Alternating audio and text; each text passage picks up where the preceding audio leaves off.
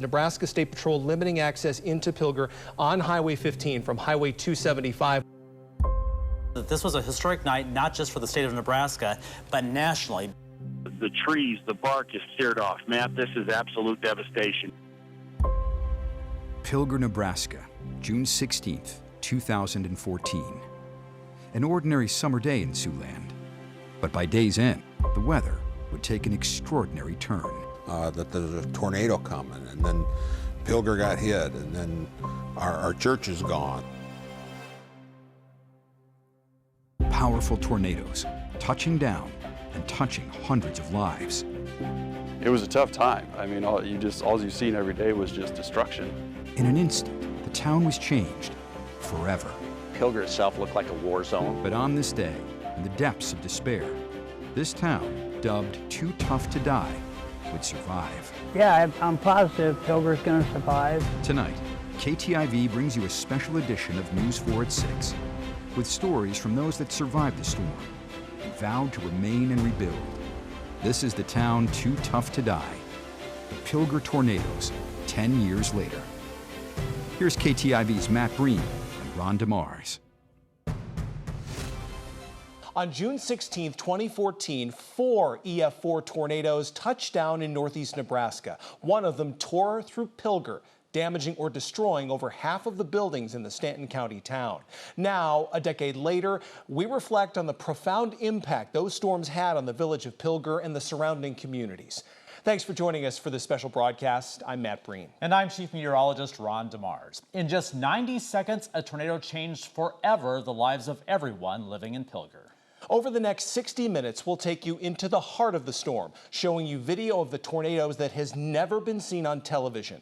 We'll hear from storm chasers who saw for themselves the raw power of Mother Nature on that day. Survivors share their harrowing tales of being trapped in the rubble of their homes and businesses. First responders recount their split-second decisions as the tornadoes tracked toward Pilger, decisions that ultimately allowed them to help other neighbors. And we take a walk down Main Street, the heartbeat of the village, scarred by those storms. But we want to take a moment now to honor the memory of 2 people who lost their lives that day.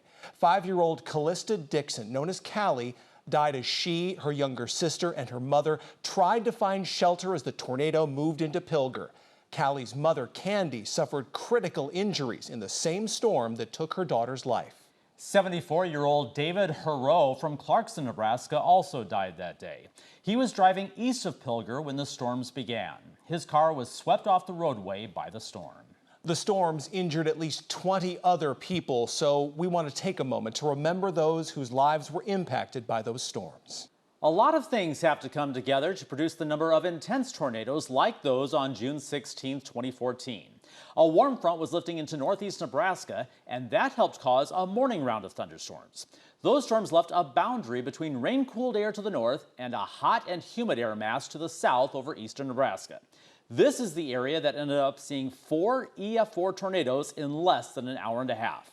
This, of course, includes the tornado that went directly through Pilger. And Ron, I know you were on the air that night for several hours as those storms developed and made their way through Siouxland. Yeah, that's right. Our team not only covered the storms from Signal Hill, but also on the ground in northeast Nebraska, providing up-to-the-minute coverage of the weather that was unfolding. We do have 2 tornadoes, 2 sisters on the ground side by side. 2 massive tornadoes side by side chewing up the Nebraska countryside. I've been telling people for many, many years I've never seen a tornado at all in my life, and I grew up in northeast Nebraska. Well, I got my, it wasn't a wish, but I got to see something today I wished I never would have seen. Sheriff Unger said he was just by Highway 24 and he watched the tornado cross the road. He was initially following one and thought it was going to hit Stanton. Minutes later, they got the call that Pilger was under assault.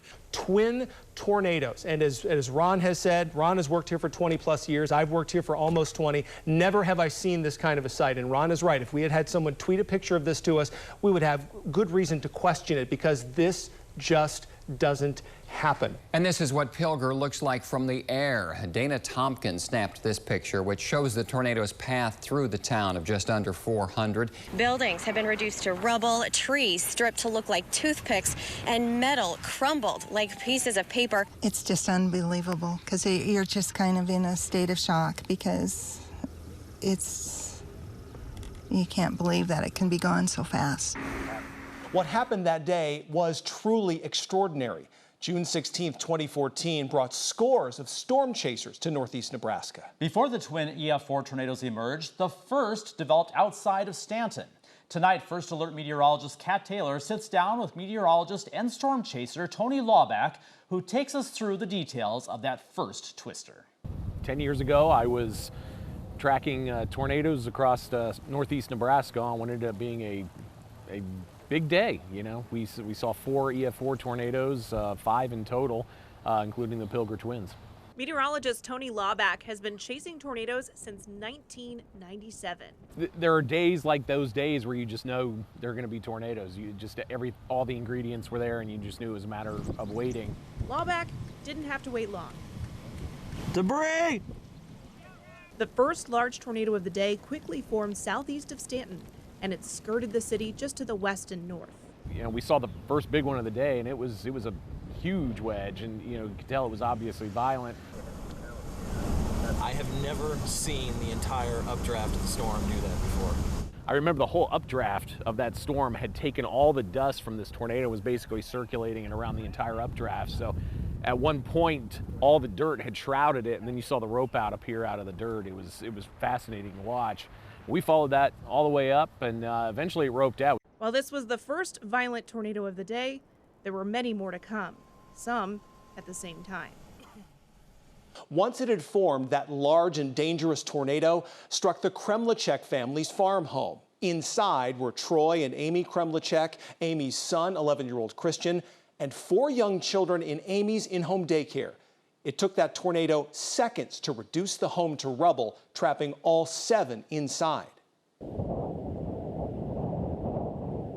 I remember it was real hot, humid in the morning, but kind of felt like a normal day.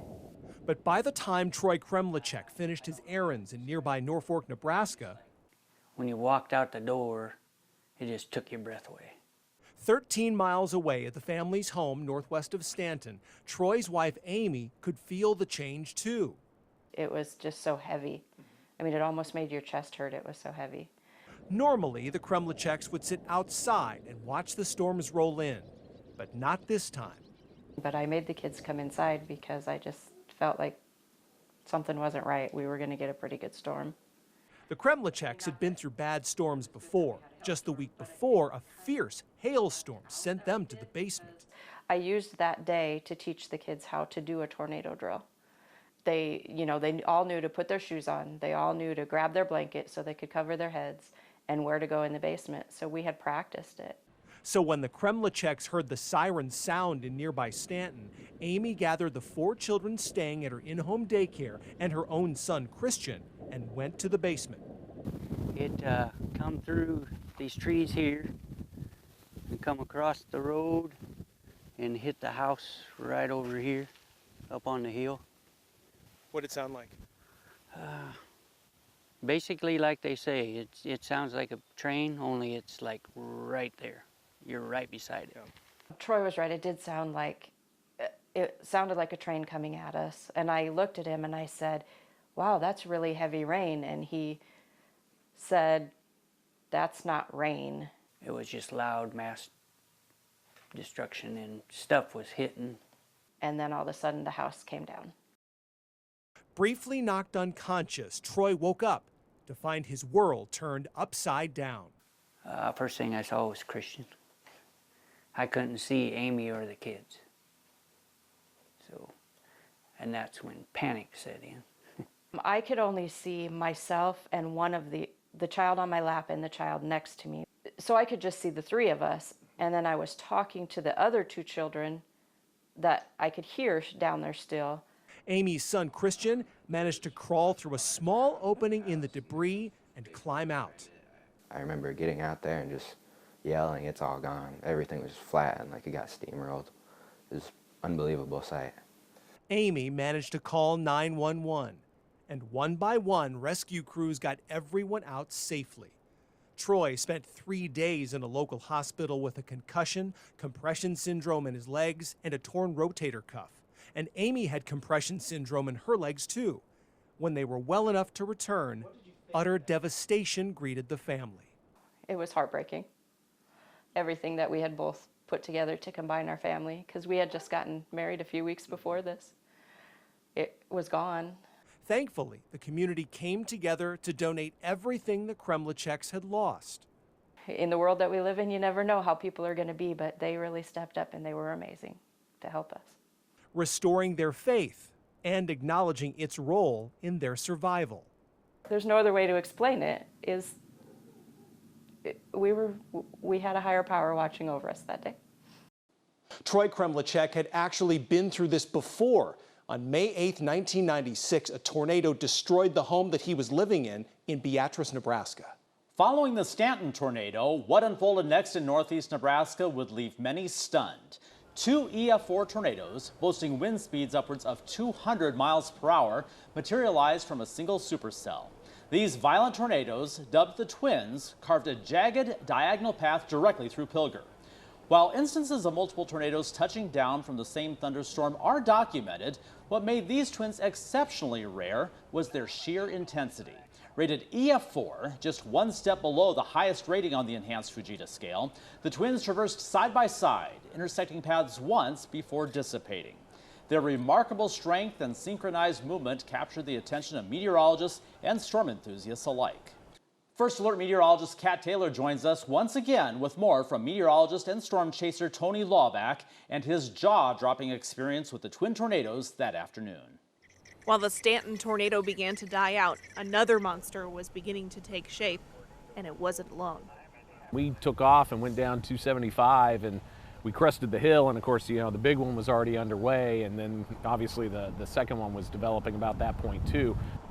Lawback quickly determined that this was an unusual situation unfolding. Seeing 2 tornadoes is nothing new, so I just assumed this was going to be kind of a satellite thing, and then a few minutes, they were 2 full-blown tornadoes, and we were having a hard time even getting our heads wrapped around what it is we were seeing. Tornado was located near Pilger, 18 miles east of Norfolk. At the time, Lawback had no idea that the first tornado had hit Pilger. Tornado with 2-inch hail. We were far enough away. We had a rain curtain between us and the tornado. We make out the tornado great, but it was far enough away we couldn't tell it had actually gone through Pilger at the time. Then he saw something that had never been captured on video before. 2 violent tornadoes on the ground within just yards of one another. We crossed the highway, the intersection where you would go south to Pilger, and we continued east.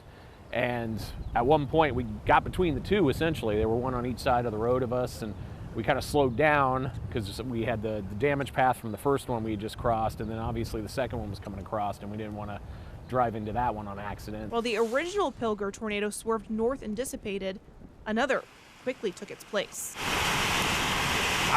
I don't even know what it did with itself there. It kind of like intertwined itself, and then the 4th guy comes down out of that, and we're following that at the same time, which at the time we thought was one of the original 2.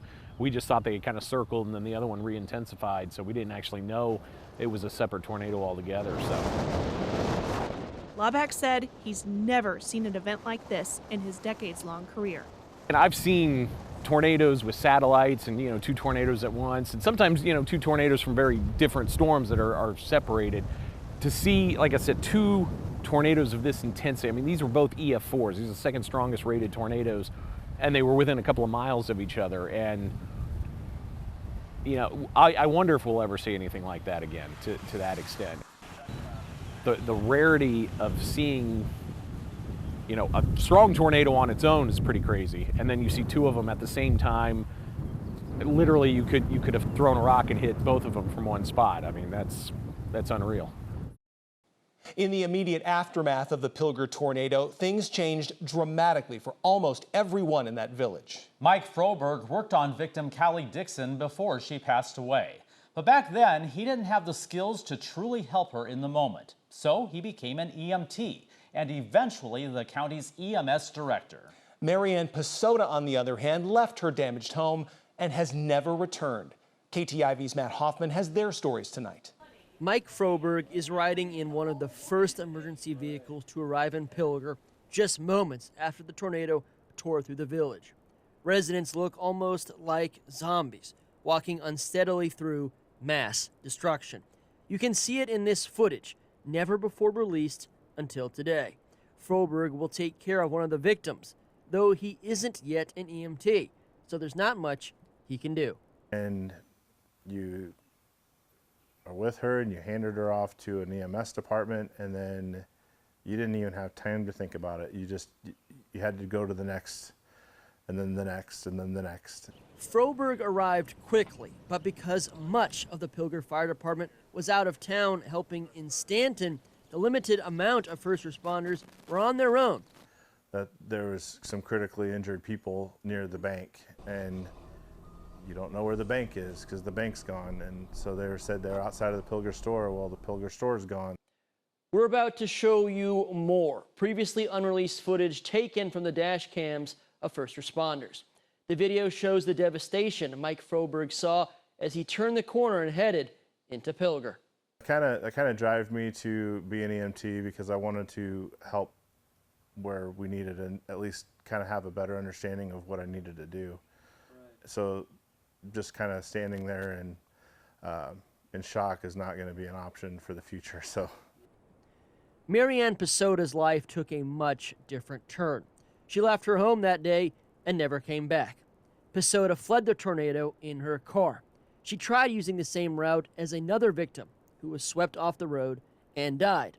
But luckily, Pisota ultimately chose a different path and survived. I was seeing the most terrible destruction I'd ever seen in my life. There were 100,000 bushel grain bins in this town, and it was picking those up like they were just little toys. Pisota says at its closest, the tornado was only a quarter-mile away from her car, and the tornado did impact her home. And I came back and I said to my husband, I cannot live here anymore. There's too much gone. Pisota was a choir director, and one of the families offered them a rental house that just went vacant. The family offered it for free. Pisota said no, but both sides agreed to only take insurance money from the tornado strike. But how much is gone? How much is gone, and how much our life has changed in 13 seconds. In Pilger, Nebraska, with photographer Joe McMahon, I'm Matt Hoffman, KTIV News 4. Froberg says he agreed to release that never-before-seen footage in part so that others understand the devastation tornadoes can cause. Here in the Midwest, he says we should never underestimate Mother Nature's power.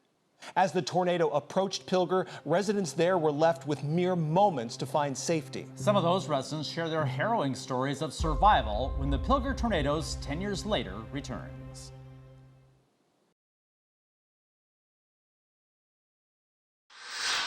Welcome back to the Pilger tornadoes 10 years later. The storm focused heavily on Stanton County, home to roughly 5,700 people. The mostly rural county is known for agriculture, family farms, and small towns that dot the landscape. Towns like Pilger. The EF4 tornado that struck Pilger cut a path diagonally right through that village. From the ground, the damage was jaw-dropping.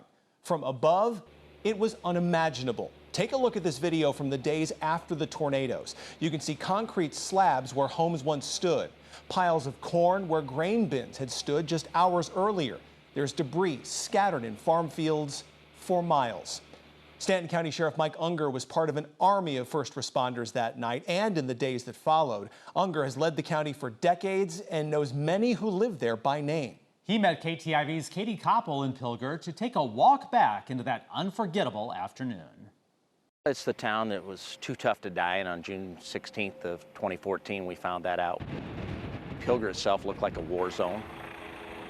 I saw people walking up towards the highway. Some of these people I knew, and it just looked like they had the walk of death. They were just like shadows of themselves. Mike Unger has been leading the Stanton County Sheriff's Office for 31 years.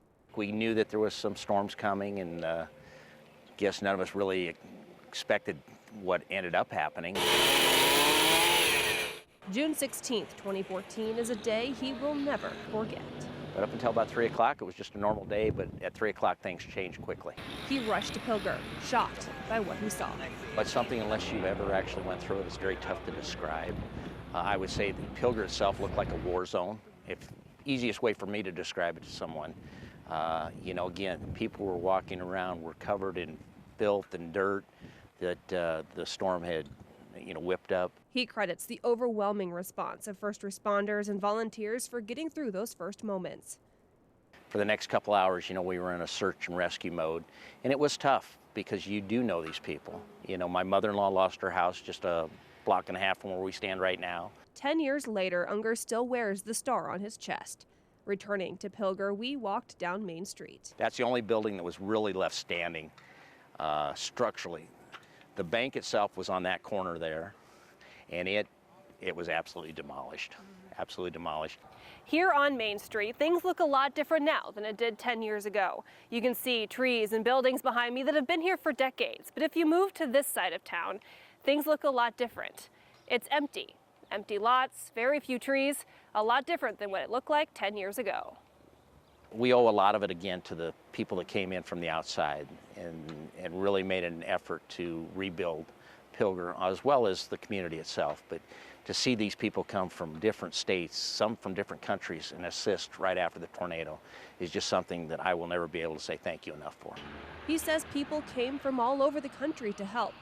Amish families from Pennsylvania. Brett Michaels was here, not far from where we're standing, and he made a point to come and help physically, and then he also had a concert about 3 months later where he raised a significant amount of money for the village of Pilger. Pilger, the town too tough to die, that stood tall in the face of an EF4 tornado and its twin to show the world what Nebraska tough really means. It was a tragedy. It's always going to be in our minds and in our hearts, and it's something that you'll remember for the rest of your life. But I think most people have tried to move on and make the best of what we have today.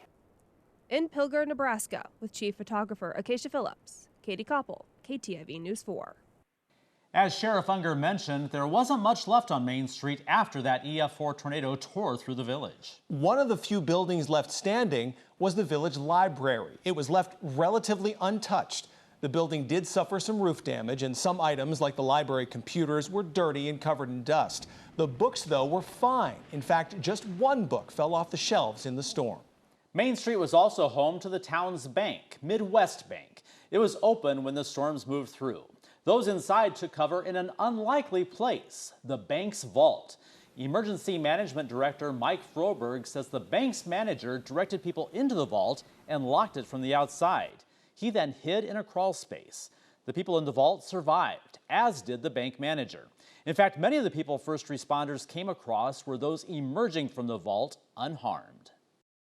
Crawl space, kind of sacrificed himself, but he had all of his employees safe. And after the tornadoes went through, he got out and opened up the bank vault and let all those people back out again. The building was destroyed. Employees relocated to the branch in Wisner, while a new building was constructed back on Main Street in Pilger. That's where the bank sits today. But most of the staff are new, and the bank manager back in 2014 retired. One of the biggest blows to the community was the loss of its middle school. Housing 5th and 6th graders for the Wisner-Pilger School District, that building was all but gutted in the twister. This all happened with a new school year set to begin in August. KTIV's Clayton Anderson has more on the ways the district stood tall in the face of uncertainty. You start to think about some of those, the fixtures, the landmarks in town. And this school was definitely a landmark. 1909 building, so it was 105 years old at the time, and an absolute fixture in town. On the day the tornado hit in Pilger, the earth stood still for many. And the first thought when seeing the school was wondering if everyone in the community was safe. I remember a feel of relief when a new person would show up from the town or from the school and meet us at the school here, and we'd see that they were okay. After everyone was accounted for, it was time to take the next step. There was around 50 days until the start of the next school year, and it was critical to have a plan for the students. What needed to be done was to get students back into school, get them back into a regular routine. The school district then made a quick decision to ensure temporary trailers were available in Wisner for students who were supposed to be starting school that year in Pilger. When our students are comfortable, we adults, we parents, tend to be a lot more comfortable. And so it was important to us to make sure that that first day of school was really the best possible day we could provide. Then another tough decision. What was to be done for the future?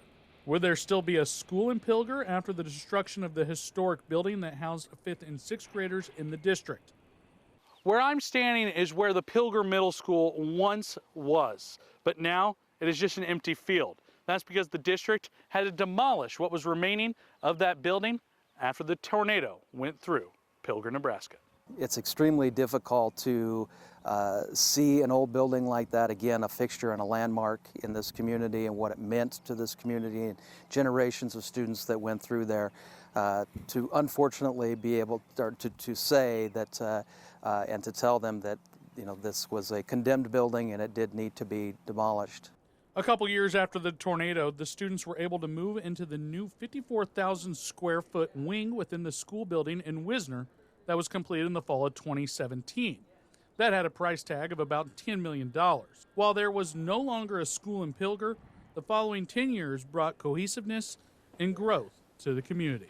All of those teachers from preschool through 6th grade and then even connected into the junior senior high school, we've got the opportunity to collaborate on things like curriculum, or when students transition, or larger benchmark times in a student's career. From the rebuild to what the district is now can be summed up by one word: collaboration. Whether it's from cleanup all the way to getting a temporary school set up, or trying to figure out the schedule in a new building that we opened in 2017, we definitely all came together. In Pilger, Nebraska, with Chief Videographer Acacia Phillips, Clayton Anderson, KTIV News 4. Both Porter and Boyers say they are proud to see how the district has grown in the last 10 years and continues to provide what is best for the students and families of the district. Just across the street from the school, the tornado had slammed right into St. John's Lutheran Church. The storm dumped debris, things like walls and pews, even the church's organ, into a nearby cornfield. Pastor Terry Maitland was actually with the church's youth group in Branson, Missouri, as the tornado tore through Pilger. It was frantic calls to his cell phone that alerted him to the destruction back home. Just as we arrived in Branson, our phones started blowing up.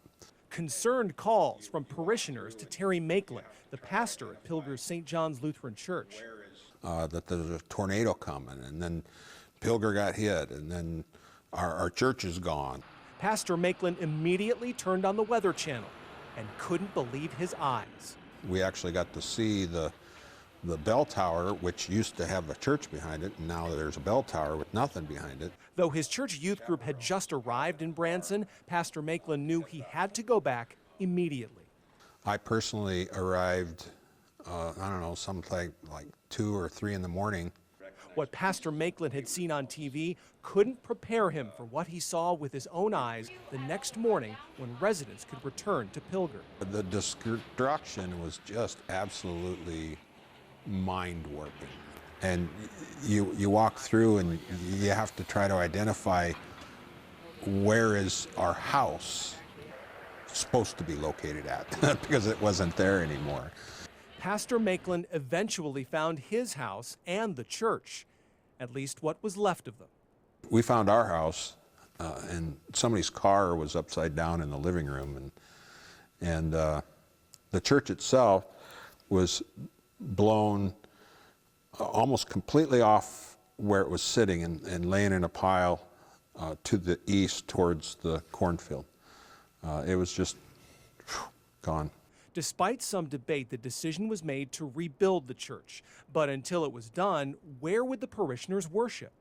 Most of our members went to our sister church out in the country for worship.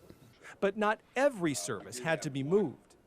We did have worship services in the afternoon on the spot.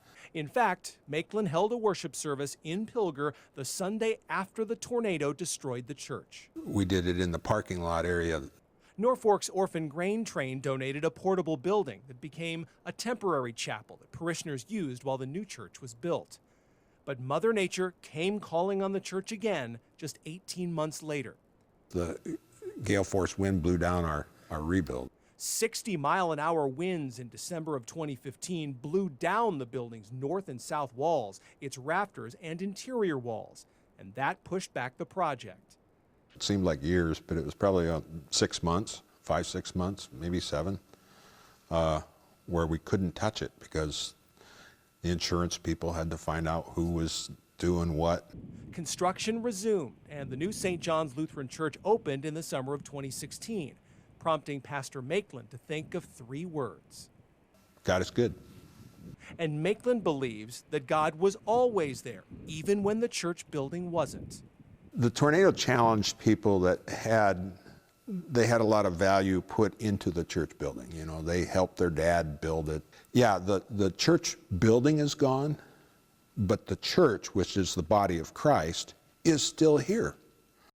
Pastor Maitland served at St. John's in Pilger until he was called to serve another parish in Freeman, South Dakota in 2017.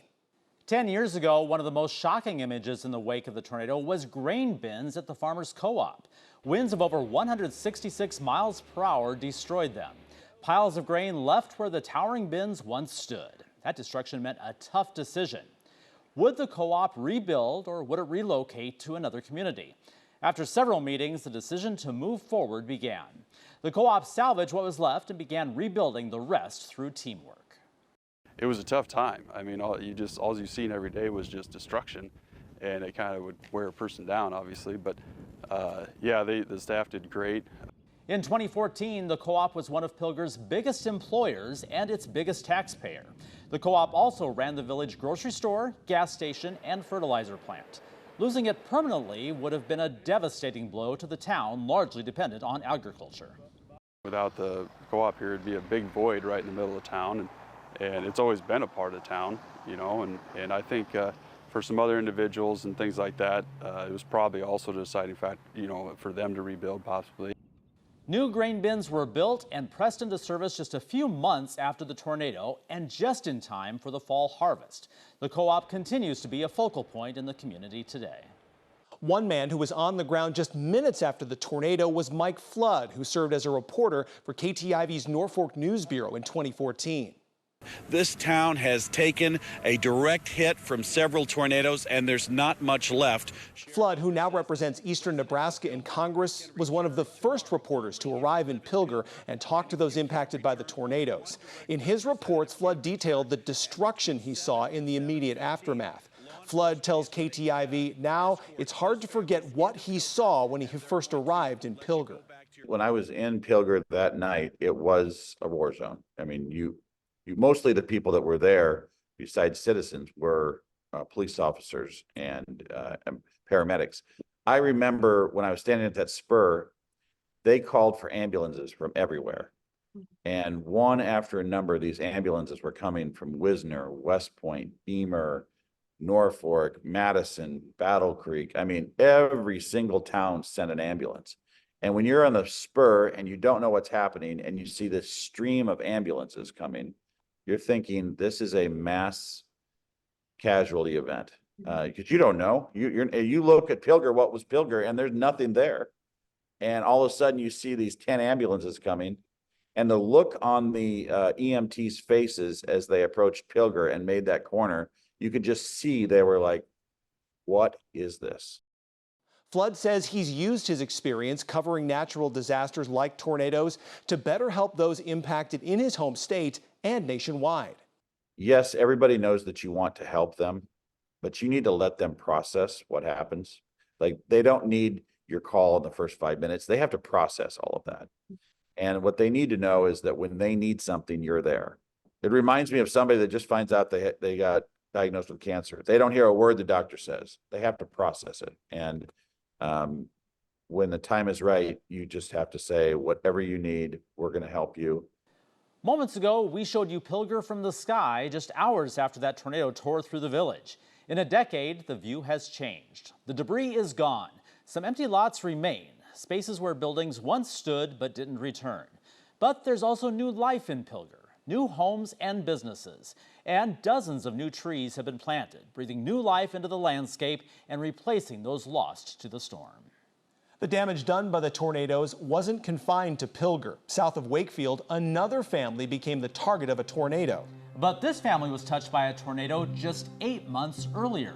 Their story when the Pilger tornadoes 10 years later returns.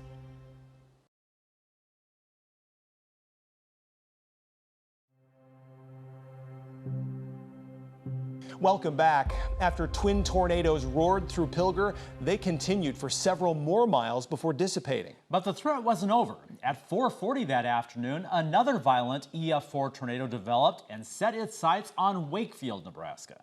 Developing south of Wakefield, an EF4 tornado grew in intensity and traveled due north, destroying multiple farmsteads. It traveled north, crossing Highway 9 before dissipating. Thankfully, this tornado did not strike the heart of Wakefield, but 3 farms outside of town were destroyed. For one Northeast Nebraska family, the June 16th tornadoes were an almost hard-to-believe case of deja vu. Ron and Corliss Kruzmark's home near Wakefield was destroyed just 8 months after their son and daughter-in-law lost their home in the tornado that hit Wayne, Nebraska. I don't think we even thought about a storm. On June 16, 2014, Corliss Kruzmark and husband Ron had just returned home to their acreage south of Wakefield after buying a new TV. It was an urgent phone call that alerted them to the danger developing just a few miles away. That's when we got the telephone call from our daughter-in-law. Are you watching TV? Are you watching the weather? Pilger's gone. Daughter-in-law Tracy Kruzmark had good reason to worry. Just 8 months earlier, a tornado near Wayne, Nebraska tore apart her home as she sought shelter in the basement. Ron Kruzmark turned on the TV. They showed it coming catty corner, and then they said it turned and it's coming north. And that's when we went outside. That's when I ran up and got my iPad and started videoing it, taping it. This is what the tornado looked like just seconds before it took the Kruzmarks home. When we were standing there, the roof on the crib started coming up, which was probably 150 feet away from where we were. And I said, we have to go in the house. At my job, I did some bus trips. And it sounded like we drove under trees and the low limbs were hitting the top of the bus. That's what I pictured it as, or figured it as. When the sound stopped, the Kruzmarks peered out of their basement window. You've seen the rafters from the house laying in the walkway. And, you know, that was strange to me, I guess. Stranger still, what the Kruzmarks saw when they climbed the steps out of their basement. When he opened the door, which was into the kitchen, the dining room light had been pulled across to right in front of the door. I remember that so well, that dining room light was there, and I think I was just dumbfounded, you know. The sides of the walls were laying flat out, you know, just flat on the ground. The roof was gone. The home the Kruzmarks had built 30 years earlier, which had been in the family for more than a century, was now unrecognizable. I thought more about the farm place, being in the family that many years, and all the buildings pretty well gone. And Corliss couldn't help but remember the trauma of the tornado that destroyed their son and daughter-in-law's home the previous October. You know, when it's your kids' place, that hurts. When it's your own, it hurts. The Kruzmarks salvaged what they could. Some of their things were packed up, preparing for a move into a new home they bought in Wayne. But they couldn't move in until September. When they found out that our place was gone, they said that they would move out as fast as they could. The Kruzmarks moved into their new home 3 weeks later, never taking for granted the kindness shown by strangers or the fact that they survived at all. The good Lord up above watches over all of us, I guess, and takes care of us. Ron and Corliss managed to salvage the cabinets from the home's kitchen, and they moved them into their new home in Wayne. Those cabinets now hang in Corliss's sewing room and in the garage. When you visit Pilger, you can see the divide between what was old and what is new. 2/3 of the village was wiped out by the tornado. In the aftermath, volunteers from all across Siouxland and beyond flooded into Pilger. Local organizations offered essential supplies, shelter, and support to those who lost everything. National organizations stepped up too. Samaritan's Purse, the Billy Graham organization, and several Amish families from the East Coast helped in the rebuilding efforts over the weeks, months, and years that followed. Rock star Bret Michaels also lent a hand. Days after the storm, the rocker brought his band and crew to Pilger to help, all while in the middle of a summer tour. And months later, he returned to perform a benefit concert in Pilger, with the proceeds going to the community. Local pastor Terry Maitland says as many as 1,400 people came to Pilger every day to help with cleanup and rebuilding efforts. Even 10 years later, one volunteer says she can still remember the moment she first drove into town. You couldn't believe that 2 big tornadoes did that. Erica Dunn lives in northwest Iowa, and in 2014, she was working the night shift at an area medical center as a certified nursing assistant. She heard about the tornadoes and the need for volunteers. After she finished her shift, instead of sleeping, she headed to Pilger to lend a hand. Volunteers met in nearby Wisner and were bussed into Pilger. Dunn describes those first moments pulling into town. All of our eyes were just glued out the window. We couldn't believe it. You could actually see some between Wisner on Pilger on 275. I think there was like some cattle yards that got demolished, but once they turned you into the town, you didn't recognize the town, didn't recognize nothing. Dunn spent several days in Pilger helping wherever she could. She said despite the devastation, there were glimmers of hope. When I went out on my second day, help out in the field, that noticed that there was a big piece of like a grain bin sticking up, and there was a teddy bear, and it was just like right there where you could like see it, like eyes and everything intact, and it was just a little dirty. Dunn says she volunteered that day and many days after because it was the right thing to do to help her neighbors. The twin tornadoes were just a small part of what turned out to be a 3-day severe weather event in the upper Midwest. As we showed you at the top of the hour, the first tornado, an EF4, touched down northwest of Stanton, striking a farmstead which was home to a daycare. In all, that tornado did $2 million in damage. Then the twin EF4 tornadoes formed. The first struck Pilger, resulting in over $14 million in damage. The second of the twin tornadoes caused $1.3 million in damage. And the fourth EF4 tornado formed outside of Wakefield in Wayne and Dixon counties. Central Nebraska experienced its share of tornadoes that afternoon, including 3 EF2 twisters near Garfield. Those storms also spawned numerous tornadoes in central and eastern Iowa, though none matched the size or scope of those in Nebraska. The following day, another round of severe weather made its way through Siouxland. That storm dropped an EF3 tornado that traveled the outskirts of Coleridge in Cedar County, Nebraska. 3 other EF2s were also recorded that day, 2 near Laurel, Nebraska, also in Cedar County.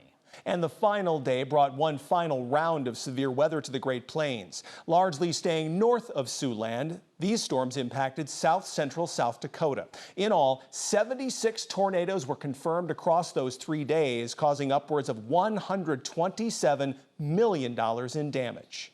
Every day, meteorologists work to learn more about storms like the ones that hit in northeast Nebraska in 2014. The goal? To provide better warnings in the event of a tornado. Here's meteorologist Kat Taylor. The twisters on June 16th proved to be an unexpected testing ground for research. A team of scientists were in the middle of the storms, and the data they collected would be a game changer. I hope those people are okay. It took out their whole house. Lanny Dean is the founder of Pacrotex. That stands for Pressure Acoustics Recording Inside Tornadoes Experiment. Lanny and his team at Pacrotex developed probes called an infrasonic pressure acoustic recorder, and they were in northeast Nebraska on June 16th, 2014. This is just one of them. What we want to try to do with this, and what we've been able to do with this, is place these in the path of tornadoes. What we're trying to do is, again, measure the thermodynamic variables within that tornado core and what it's getting ready to eat. The first Pilger tornado hit one of Pacrotex's probes, and Dean's team discovered something interesting within the tornado's vortex. It was kind of weird. I don't know how to explain it. 9 subvortices. We documented 9 subvortices. When I say subvortices, each subvortices therein had independent vortices, which had never been documented videographically inside or in situ near a tornado either. By recording these things near or inside a tornado, Pacratex is hoping to solve a piece of the scientific puzzle. What's causing Storm A to produce a tornado, a monster violent killer tornado, and Storm B right behind it, tornado warned but doesn't produce a tornado? We don't know the answer to that. Ultimately, Dean and his team's goals are much the same as any meteorologist's. We want the public as prepared as possible. That's why we're doing it, as prepared and as safe as possible, right? That's really why we're doing what we're doing. Pacratex's research is still ongoing. In fact, they were just in Iowa of this year on April 26. KTIV First Alert meteorologist Kat Taylor. It's hard to believe it's been 10 years since that historic day in northeast Nebraska. When we come back, Pilger's strength is tested as it faces the daunting task of rebuilding.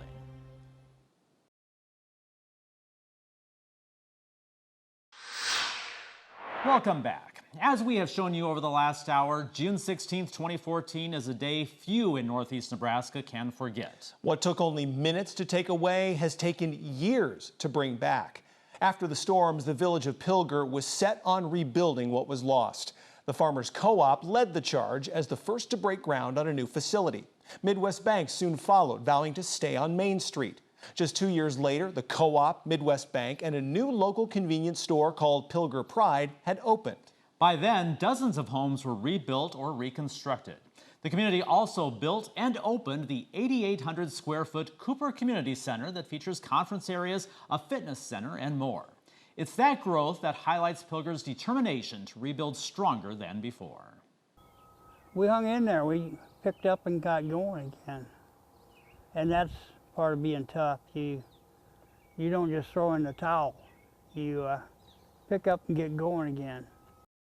Trustee on the Pilger Village Board of Trustees, Ken Wickman, says that's what it's taken for Pilger to move forward. 10 years later, Wickman says the village is still recovering. He's lived in Pilger since 1976 and has seen much of its glory.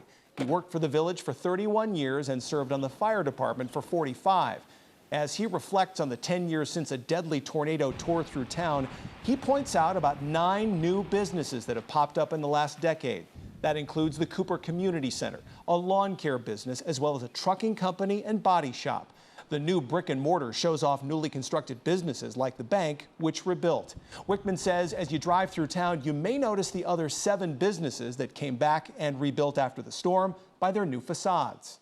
Yeah, I'm positive Pilger's going to survive, and I think Pilger's going to keep growing, but it's a new Pilger. I'm proud of what's going on. Wickman says the village is actively working to get new businesses to put down roots in the heart of downtown on North Main Street. He says while the population has dropped, he has seen a few new homes built in the last 10 years. When the twin tornadoes moved through Pilger, there were about 400 people that called the village home. Now, according to the latest report from the U.S. Census Bureau in 2020, the village had 240 people living there. As this village looks forward, they now have a permanent reminder of what happened that day. As residents and volunteers began cleaning up, they began collecting old bricks from buildings destroyed by the twister. Today, in the lot across from the Midwest Bank, sits a public art memorial in the form of a sundial. The bricks, once part of structures that stood in town, now serving a new purpose, forming a plaza and a place to sit with the sundial at its center. It's hard to believe that 10 years have passed since that unforgettable afternoon in Pilger. Even now, the scars from that day, they're still visible. But the town has tried to put the tornado behind it and look ahead to its future. Thanks for joining us tonight for the Pilger tornadoes 10 years later. A special thank you to all the people who shared their stories with us 10 years ago and today. Your bravery in the face of tragedy is inspiring.